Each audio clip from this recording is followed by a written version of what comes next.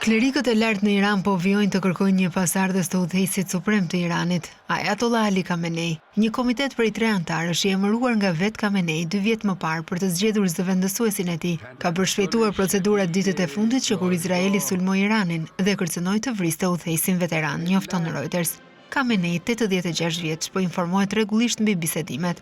Ai është fshehur me familjen e tij dhe ruhet nga njësia e forcave speciale e Gardës Revolucionare, tha një zyrtar i lartë i sigurisë në Iran.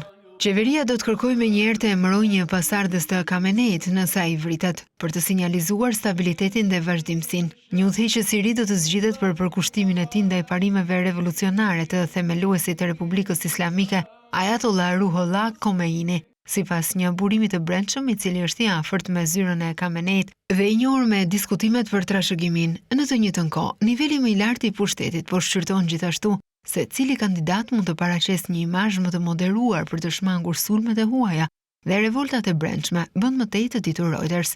2 janë kandidatët kryesor në diskutimet për trashëgimin. Djali 56 vjeçari i Khameneit, Mojtaba, i parë prej kohësh si një zgjedhje për vazhdimsinë, dhe një kandidat i ri, Hasan Khomeini, nipi i Ayatollah Ruhollah Khomeinit. Hasan Khomeini, një aleat i ngushtë i fraksionit reformist që favorizon lehtësimin e kufizimeve sociale dhe politike, gëzon respekt midis klerikëve të lartë dhe Gardës Revolucionare për shkak të prejardhjes së tij, njofton më tej Reuters.